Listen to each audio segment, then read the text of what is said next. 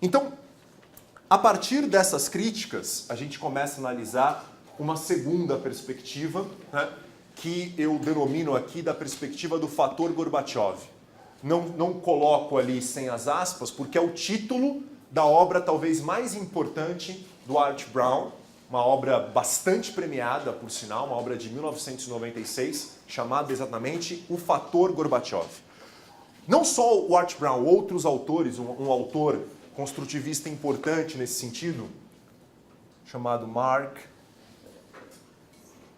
Crumer,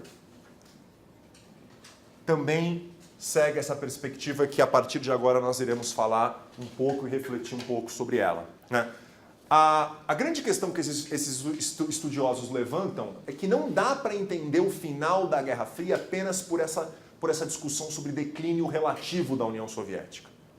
Ou seja, se não fosse o Gorbachev para assumir o poder em 1985, e se não fossem as condições institucionais da União Soviética, ou seja, o fato de você ter um poder hipercentralizado e uma enorme hierarquização, essas reformas não teriam sido colocadas em prática.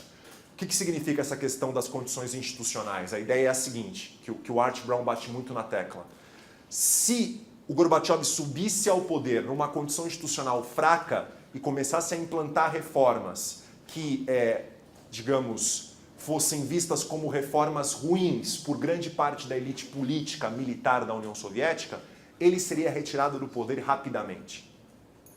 Ou seja, a estrutura hipercentralizada e hiperhierárquica da União Soviética permitiu com que um determinado líder que se mostrava reformista, mas de maneira alguma tão radical antes de subir no poder. Esse é um caso interessante, né? Porque muitas vezes em democracias você tem figuras que, fora do poder, apresentam-se mais progressistas e, uma vez no poder, tendem a tomar posturas mais conservadoras. Aqui é o contrário.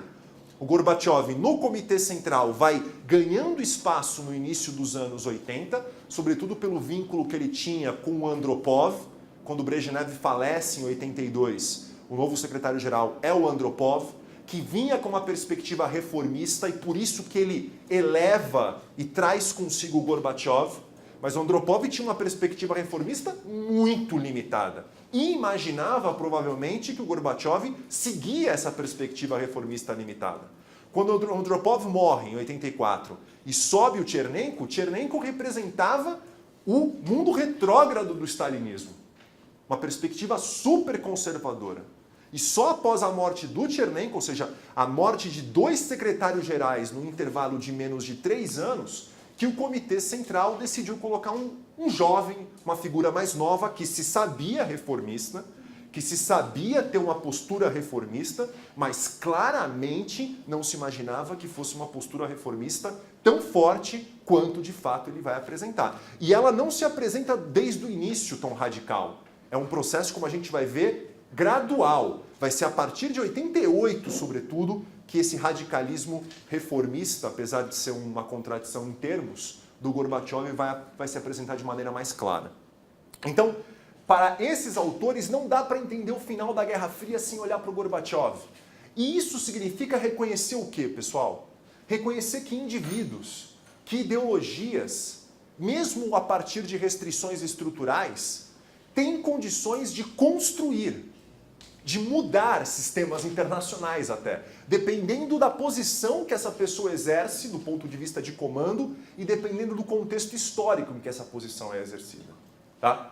Agora, muito cuidado, isso não significa de maneira alguma que esses autores que dão a ênfase no Gorbachev colocam que outras questões não são importantes. Tá? De maneira alguma. Não só se reconhece essa questão do declínio relativo, mas se coloca que isso não é suficiente para entender como se dá o fim da Guerra Fria. É uma questão importante, mas não é suficiente para a gente entender como é que se dá o fim da Guerra Fria. E mais, esses autores também reconhecem que é importante olhar para a atuação dos Estados Unidos, por exemplo, do governo Reagan, que é importante olhar para a própria atuação da Europa Ocidental. Mas o que eles ressaltam é que, mesmo levando em consideração esses outros fatores, o aspecto essencial, sem o qual o fim da Guerra Fria não teria acontecido da forma como aconteceu, foi o Gorbachev. Sendo assim, se o Gorbachev é visto por esses autores como um aspecto tão importante, o que a gente vai fazer a partir de agora é analisar as reformas que ele implementou. E entender se essas reformas, de fato, atacavam ou não esses ditos problemas estruturais que a União Soviética vivia, sobretudo do ponto de vista econômico. Para a gente tentar, a partir daí, refletir um pouco sobre o peso desse chamado fator Gorbachev para o fim da Guerra Fria. Então, a partir de agora, a gente verticaliza a nossa análise, verticaliza a nossa discussão nas reformas, não só no conteúdo dessas reformas, mas também na cronologia das reformas implementadas pelo Gorbachev entre 85 e 91 dentro da União Soviética. Antes de começar a falar, eu queria apenas dar uma advertência. Para a gente ter uma perspectiva minimamente profunda sobre esse processo, seria interessante fazer um jogo complementar entre o que acontece dentro da União Soviética e o que acontece na Europa Oriental. Mas se eu for fazer isso, de uma maneira concomitante, isso tende a gerar, talvez, imagino, mais dificuldades do que facilidades. Então eu vou falar primeiro sobre as reformas dentro da União Soviética, vou ser bem mais profundo aqui, e no final vou fazer uns breves comentários sobre o que se passou no contexto da Europa Oriental. Tudo bem? Então vamos lá, vamos discutir as reformas do Gorbachev. Primeiro, do ponto de vista do seu conteúdo, dos princípios gerais, e depois pensá-las cronologicamente, como elas foram implementadas ao longo do tempo. Tá? Então, são 3 conceitos básicos que estão por detrás das reformas que o Gorbachev vai implementar na União Soviética no final dos anos 80.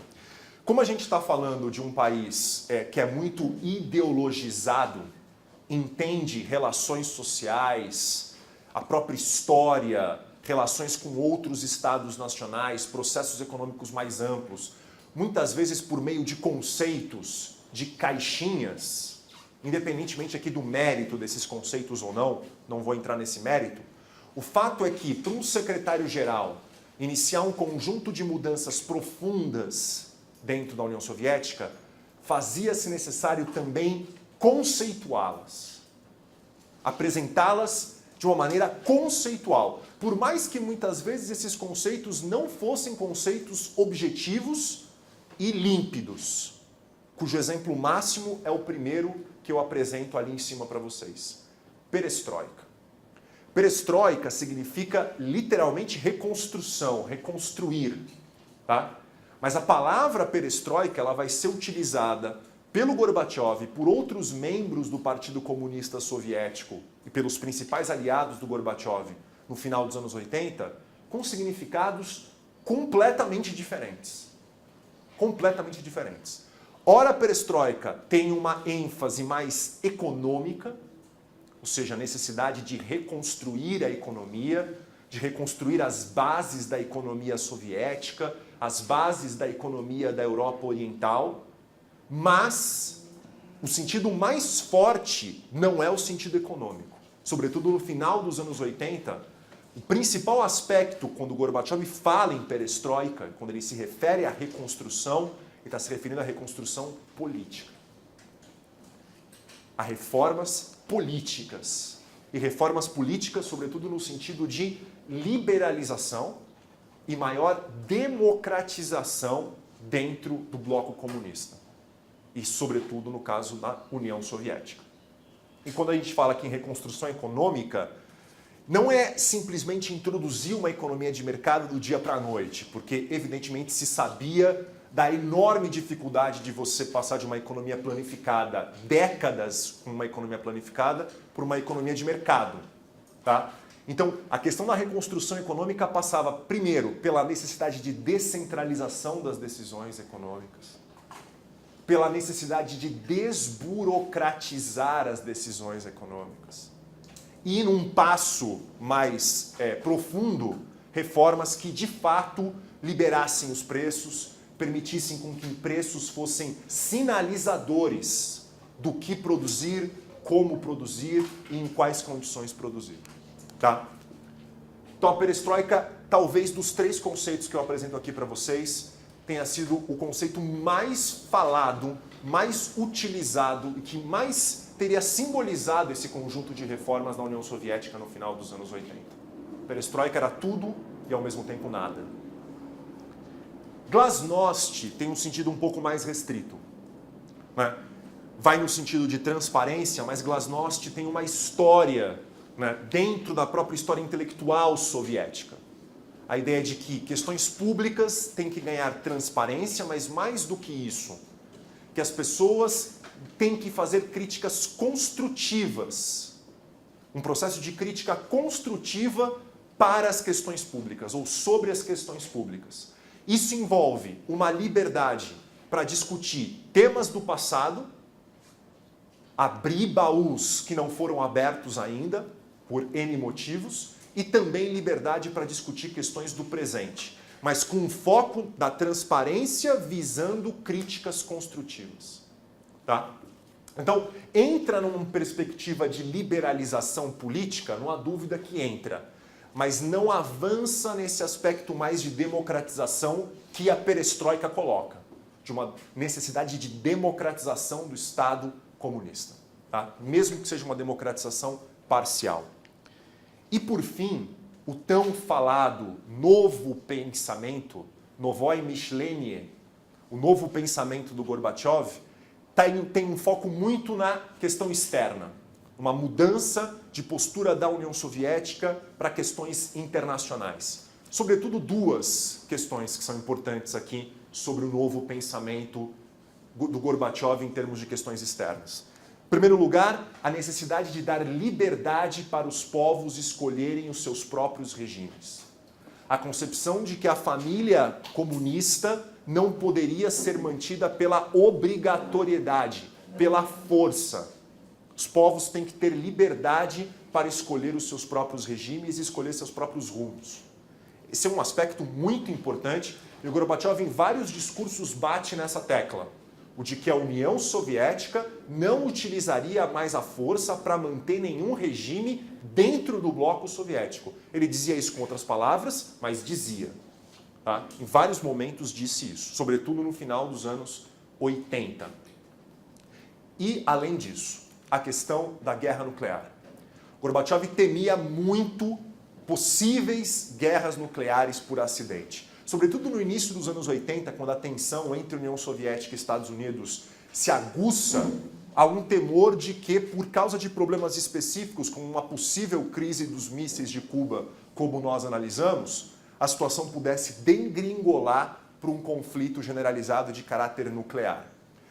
E ele conceitua essa ideia de repúdio à guerra nuclear, sobretudo, baseado numa verdadeira revolução conceitual, que é a revolução de que não se pode falar em direitos do proletariado única e exclusivamente. Tem que se falar em direitos da humanidade.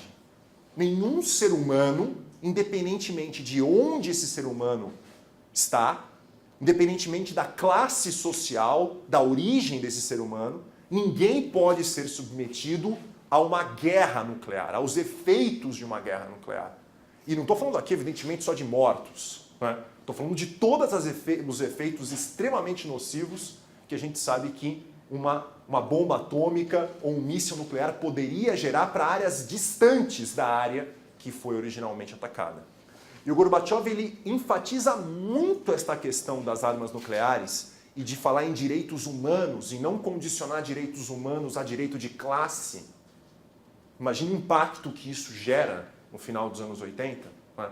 Ele enfatiza ainda mais essa questão após abril de 1986.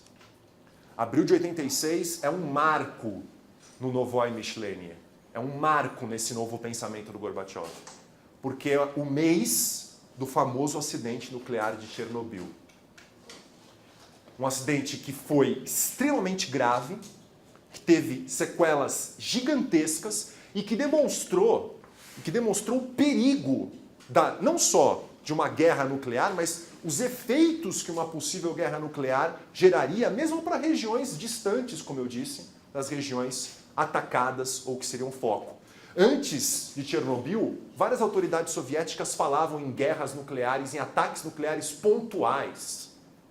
A partir de abril de 86, Gorbachev vai bater muito na tecla de que não há ataques nucleares pontuais, não há danos nucleares pontuais ou restritos. Tá? Então, isso aqui, de uma maneira bastante resumida, são os 3 aspectos fundamentais que estão por detrás das reformas do Gorbachev. O que nós iremos fazer agora é olhar essas reformas cronologicamente, tá? Como elas foram implementadas ao longo do tempo. E, seguindo aqui grande parte da literatura, eu dividi a implementação das reformas em 4 fases distintas, tá? 4 fases diferentes. E vou apresentar para vocês o que foi feito e de que maneira foi feito em cada uma dessas fases. Começando com o período da ascensão do Gorbachev ao poder até mais ou menos o final de 86. O que chama a atenção nesses 2 anos iniciais do governo do Gorbachev como secretário-geral do Partido Comunista Soviético? Primeira coisa é o foco do pensamento novo. Ou seja, a questão fundamental a ser alterada é a política externa soviética, sobretudo no que se refere à segurança internacional. O foco dos 2 primeiros anos é muito mais na política externa, na mudança da política externa soviética, do que propriamente em reformas domésticas, tanto no campo econômico como no campo político. Tá? Exemplos nesse sentido são os crescentes contatos que o Gorbachev começa a ter com o Reagan. Há tanto uma conferência entre os 2 em Genebra, em 85, como uma outra conferência em 86 na Islândia, entre o Reagan e o Gorbachev.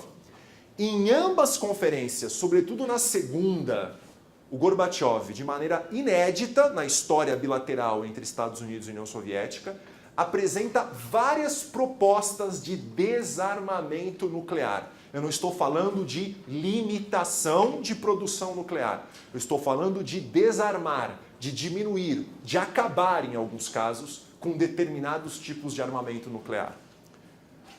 Uma das propostas que o Gorbachev leva, que na verdade tinha sido lançada pelo Reagan anteriormente, mas a União Soviética havia rechaçado de cara, era a chamada opção zero. O que era a opção zero? Acabar com todos os mísseis de alcance intermediário, mísseis nucleares de alcance intermediário, que o Pacto de Varsóvia e que a OTAN tinham no continente europeu. Tirar todos os mísseis de alcance intermediário na Europa. O Gorbachev coloca isso na mesa e as autoridades americanas que acompanhavam o presidente Reagan ficaram absolutamente assustadas, né? Eles diziam que eles nunca receberam tantas concessões da União Soviética num mesmo encontro. Nunca tinham recebido tantas concessões num curto espaço de tempo. Interessantemente, apesar das propostas e das concessões que a União Soviética faz via Gorbachev, não são assinados acordos ainda nesse contexto aí da primeira fase. Por quê? O grande problema aqui é que o Gorbachev pedia um preço por essas propostas audaciosas de desarmamento nuclear. Qual o preço? O dos Estados Unidos abandonarem o programa de escudos antimíssil que o governo Reagan havia anunciado em 83. O programa de defesa estratégica, comumente conhecido como Guerra nas Estrelas, que nós colocamos anteriormente. E o governo Reagan não abandona, isso entrava as negociações. Mas é um sinal importante dessa mudança de política externa soviética. E essa mudança, vale a pena lembrar, ela tem, de um lado, uma base nessa ojeriza que nós comentamos do Gorbachev com relação à guerra nuclear, mas também tem uma base no quanto a diminuição dos gastos militares, em particular com armamento nuclear, poderia liberar para a economia soviética. Uma coisa que o Gorbachev colocava muito era a necessidade de aumentar a taxa de investimento soviético, a taxa de investimento soviética, antes das reformas econômicas mais profundas começarem.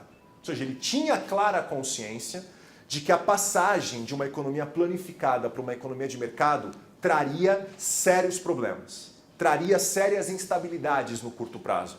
E que, portanto, era necessário, antes dessas reformas começarem, que a economia soviética ampliasse a sua taxa de investimento, em particular no setor industrial, para ter uma gordura em termos de oferta de produtos para evitar uma situação mais, digamos, mais deletéria num caso de problemas na transição dessa economia planificada para uma economia de mercado.